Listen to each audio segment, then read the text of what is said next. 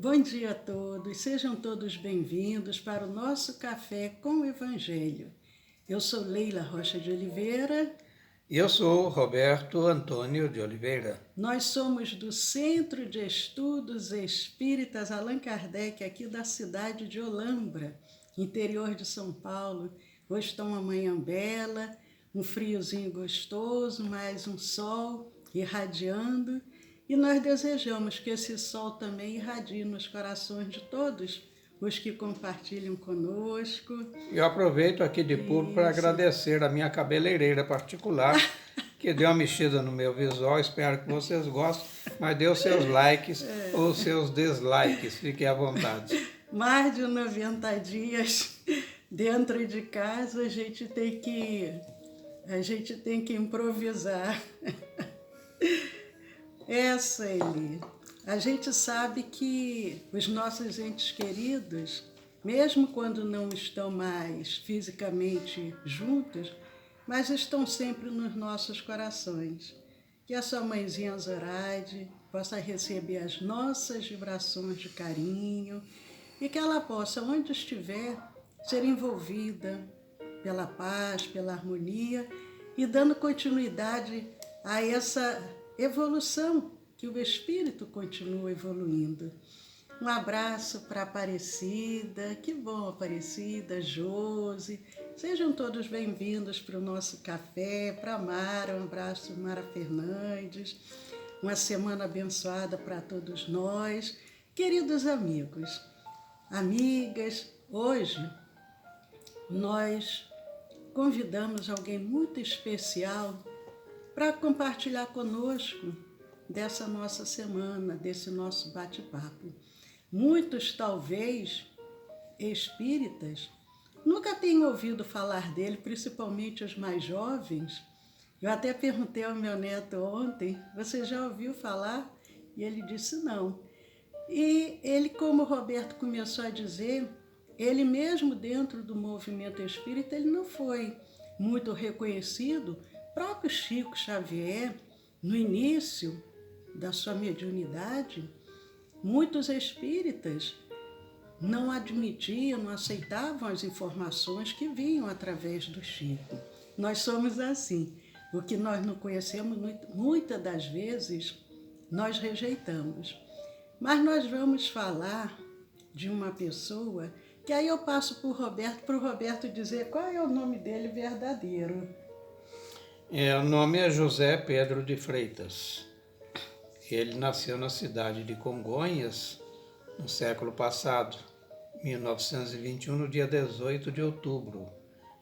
Veio de uma família numerosa, nasceu na periferia, a cidade era Congonhas, mas residia junto com seus pais numa fazenda, a Fazenda do Faria, que ficava, naquela época, hoje deve fazer parte do perímetro urbano, a 6 quilômetros do centro de Congonhas. Será que alguém já sabe de quem nós estamos falando? Pelo nome já temos uma dica, né, Leila? Como que é o nome mesmo? José Pedro de Freitas. José Pedro de Freitas. Será que alguém sabe? Nascido em Congonhas. Naquela época se chamava Congonhas do Campo, não era isso? Congonhas do Campo. Hoje em dia se fala só Congonhas. Congonhas, né? Congonhas. Quem não lembra ou quem acertou, mas é isso mesmo. O nosso convidado dessa semana, que vem compartilhar conosco, e eu espero que a presença dele... Ué, apareceu alguma coisa ali, falando sobre a gravação. Eu espero que a presença dele seja uma presença que nos inspire, que nos fortaleça e que ajude a curar as nossas almas. Muitas das vezes ainda tão enfermas pelas nossas limitações, pelo nosso orgulho, pelo nosso egoísmo. Mas nós estamos falando de Zé Arigó. Zé Arigó. Poderia começar, Leila, explicando o que quer dizer Arigó? Olha, Arigó, no meu entendimento, ele era uma pessoa... Ele veio, como o Roberto disse, ele nasceu em 18 de outubro de 1921. Nós vemos que nesse período muitos trabalhadores reencarnaram, retornaram. E ele veio de uma família, 8 filhos, o pai sitiante, morava realmente no interior do interior, porque ele morava 6 quilômetros distante da cidade. Ele estudou somente até a terceira série primária, hoje em dia se fala ensino fundamental. E eu acredito que ele era aquele, eu posso falar porque o meu marido está aqui do meu lado, mineiro, né? Mas aquele mineiro típico, acostumado provavelmente a andar com o pé no chão, como quando nós falamos semana passada de Jerônimo Mendonça. Jerônimo Mendonça, esses espíritos em geral vêm numa situação difícil. Ele até os 7 anos, Jerônimo Mendonça nunca tinha colocado um calçado no pé. E eu acredito que o nome Zé Arigó vem em função disso, em função da simplicidade. Aquele homem muito simples, muito, como se diz, roceiro, aquela pessoa do interior sem conhecimento nenhum intelectual. E daí, creio eu, começaram a chamar ele de Zé Arigó, pela sua maneira de ser, pela sua maneira de se portar, a simplicidade, a inocência, aquela humildade. E, na verdade, era um tratamento depreciativo. Era assim, como se chamasse alguém de capial, o caipira. Caipira. Né? Um ignorante. Exatamente. Então, mas ele não se incomodava. Eu acredito que um missionário ele já vem com essa sina. Então, para começar, derruba o seu orgulho, exalta-lhe a humildade. E aí você verá o missionário fazer acontecer e cumprir a sua missão como ele o fez, de uma maneira ímpar, muito singular. Exatamente. Mesmo. Ele, desde criança, pai, 8 filhos, inclusive naquela época se fazia muito isso, ter muitos filhos, porque os filhos ajudavam no trabalho. E também não existia métodos para limitar tanta gravidez. E ele, desde criança, ele trabalhava pesado no campo, cuidando dos animais, cuidando da lavoura. E ele, às vezes ali no campo, trabalhando naquele sítio, ele tinha visões, ele via uma luz. Às vezes um animal se perdia e aquela voz vinha e falava para ele, vai, por exemplo, vai para o lado direito procurar o animal. E ele teimava, né? Aí ele teimava, se rebelava, não, que isso, eu não vou aceitar, porque ele ficava, coitado, no conflito, achando e ele ia para o outro lado. Ia para o outro lado. Aí procurava, não encontrava, aí voltava. E até ele desde ia para a direção que foi assinalada, aí encontrava. Ele, desde criança, ele tinha aqueles tormentos que ele não entendia o que era. Desde jovenzinho, ele era aquela luz, o acompanhava, aquelas vozes que ele ouvia. E já desde muito cedo, já trabalhando com o pai, e naquela época era muito normal que isso acontecesse, aos 14 anos, em 1936, ele já ingressa na Companhia de Mineração de Ferro e Carvão. Essa companhia depois muda de nome, passa a ser Ferteco Mineração. E atualmente ela está incorporada a outra, a CVRD. É a Companhia Vale do Rio Doce, né? A Vale do Rio Doce. Até lembra que há algum tempo atrás, tem uns 3 anos, houve aquele rompimento da barragem lá em Congonhas, né? Foi uma delas. E ali ele trabalhou, lembrando que ele nasceu em 21, ele trabalhou ali até 1942, até 21 anos de idade. E ali na companhia que deram esse apelido a ele, provavelmente pelo jeito dele de ser. Depois ele foi nomeado para um instituto de previdência, o atual INSS. Na época era o Instituto de Aposentadoria e Pensão dos Trabalhadores de Carga, o IAPTC. Né? E ali ele trabalhou até se aposentar, até o fim da vida, né? Até o fim da vida ele trabalhou ali. Porque o espírita, ele não faz do espiritismo uma profissão, mesmo que ele seja um médium, mas ele tem a sua profissão e ele, nos momentos de descanso, nos momentos de lazer, é o momento que ele vai oferecer o seu trabalho em benefício da humanidade. E ele casa com 25 anos, casou até, se pensar, até já um pouco velho, porque tudo era muito cedo naquela época. E ele também acaba tendo uma família relativa, não foi tão numerosa, mas ele teve 6 filhos, 6 filhos. Casa, constitui uma família, mas sempre sentindo aqueles tormentos que ele não conseguia entender o que era. Mas vou deixar o Roberto falar um pouquinho sobre o nosso querido Então, Zé Arigó. vou pensar alguns pontos da biografia do querido José Pedro de Freitas, o Zé Arigó. Ele era de uma têmpera, né, um temperamento muito firme, um caráter. Isso ele demonstrou desde cedo. E o pai dele era uma pessoa muito severa, lembrando que o Zé Arigó veio de uma família de 8 irmãos, mas o padre muito severo, e ele era o mais velho. E o pai já tinha feito um projeto de casamento para ele.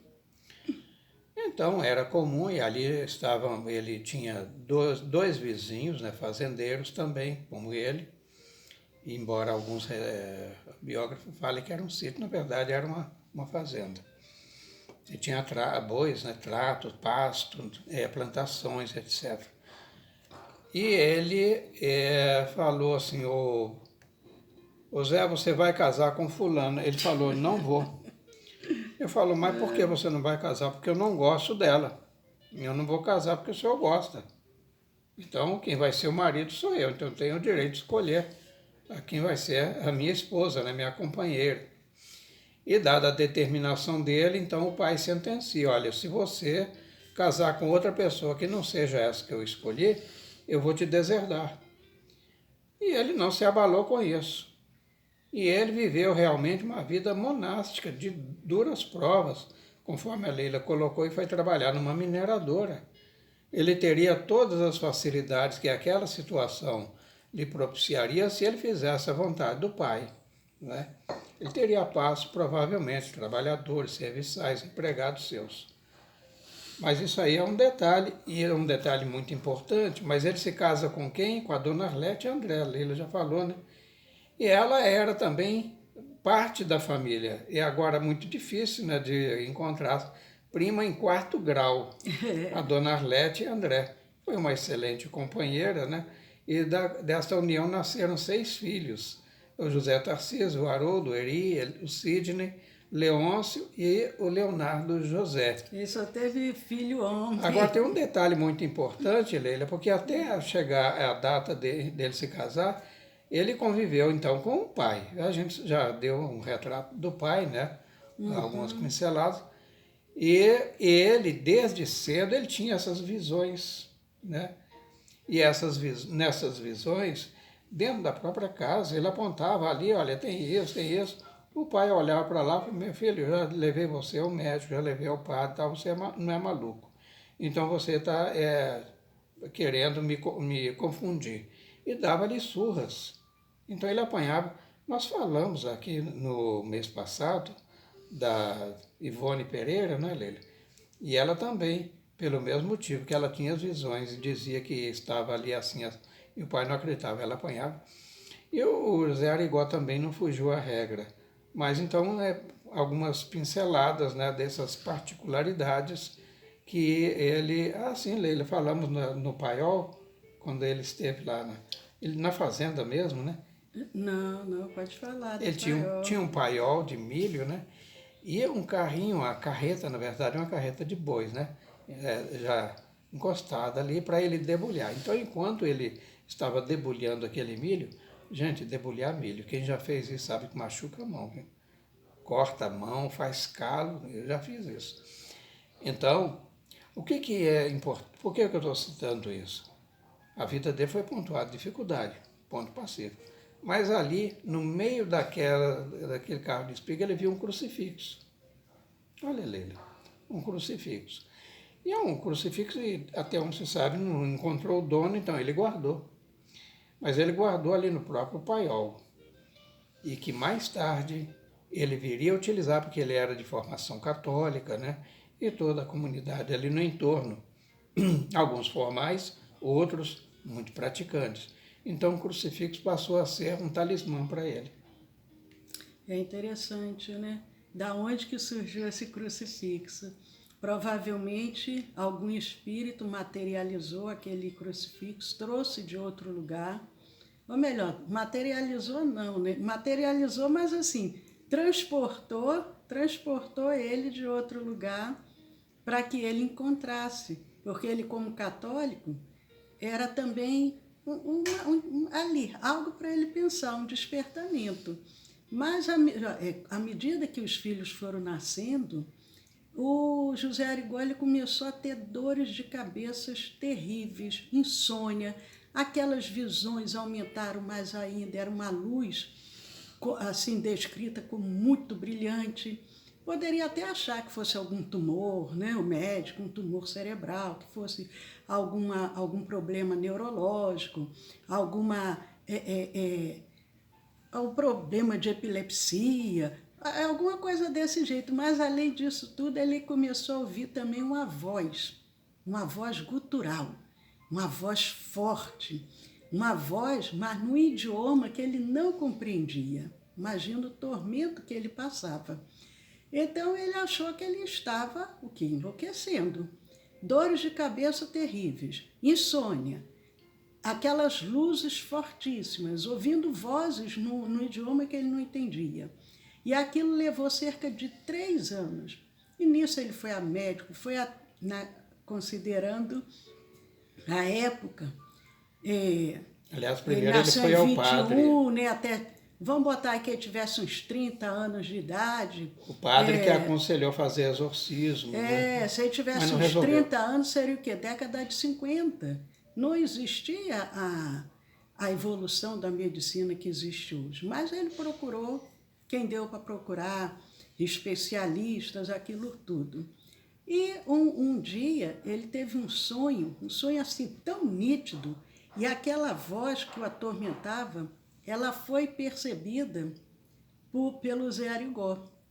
Assim, ele percebeu que aquela voz pertencia a um personagem robusto, calvo, vestido com roupas antigas. Um espírito, né? Um avental branco, isso em sonho, né?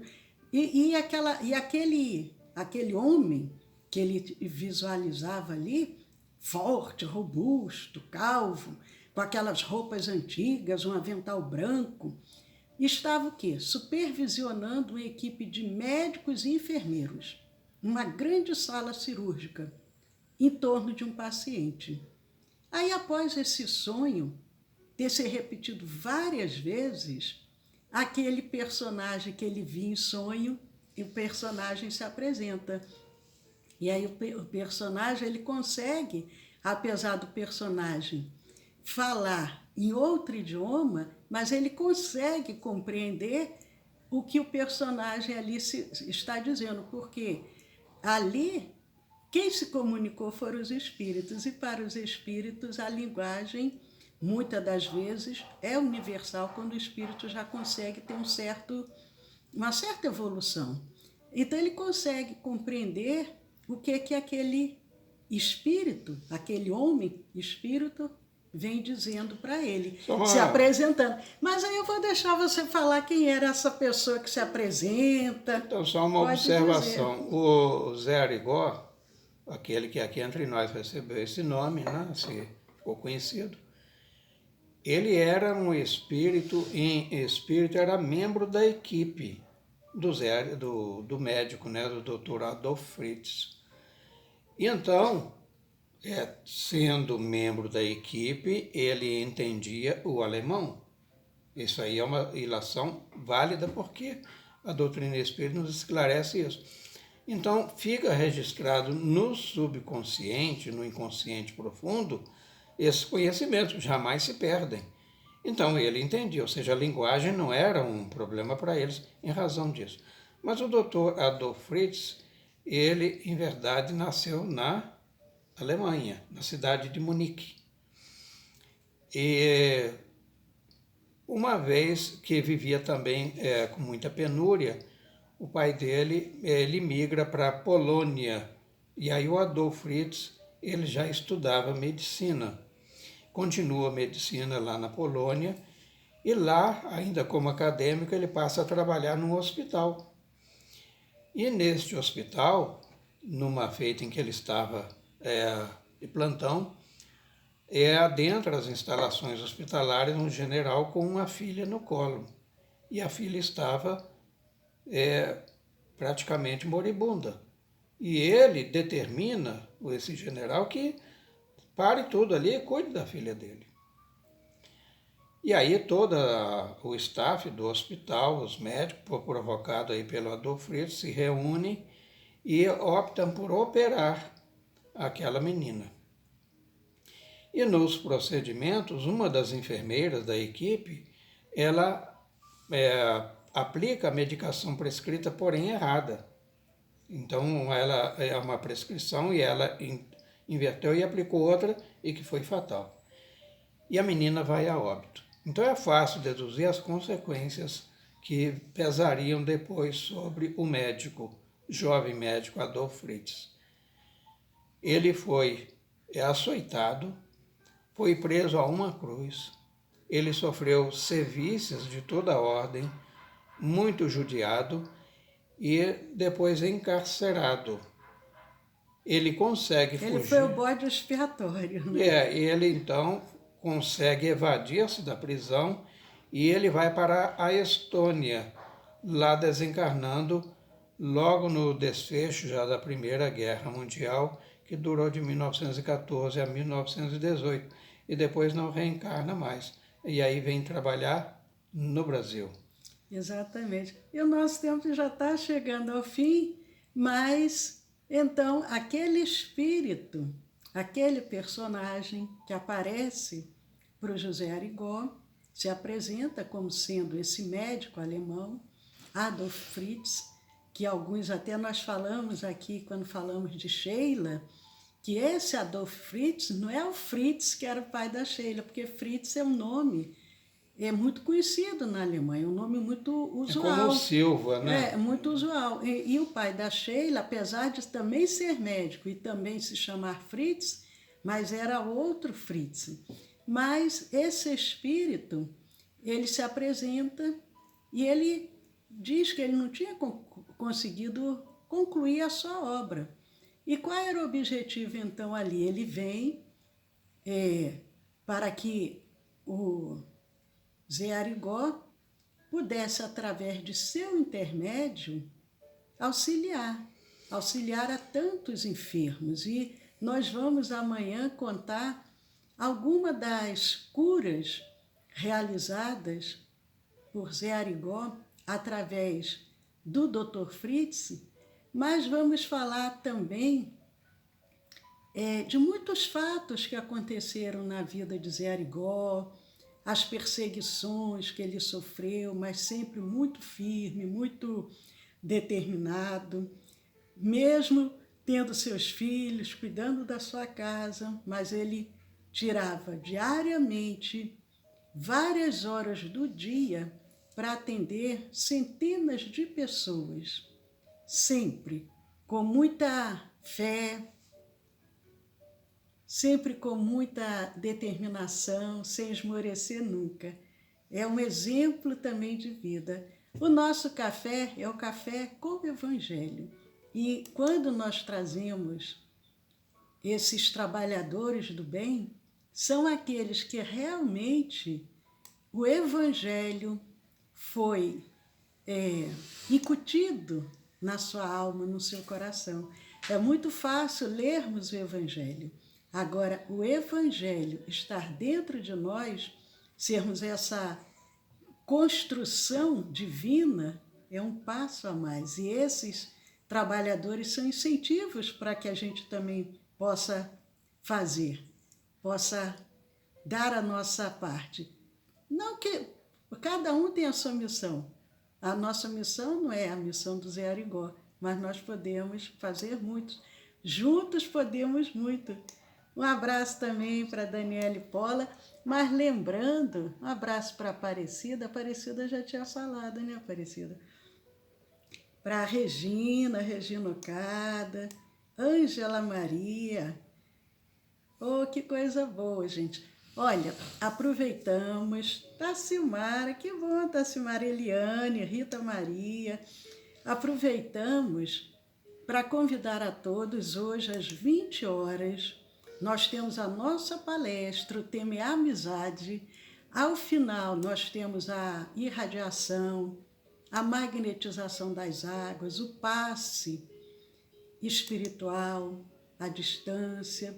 Então, participem, compartilhem. Amanhã vamos dar continuidade a essa história linda. Um abraço para a Eudócia, para a Rosângela. E convidamos a todos que ainda não conhecem os nossos canais do YouTube e do Telegram, entrem lá, se inscrevam. Quem já se inscreveu, compartilhem. Entre lá, quem já assistiu, mas entre lá, dê um joinha. E aí a gente vai divulgando essa sementinha, essa luz.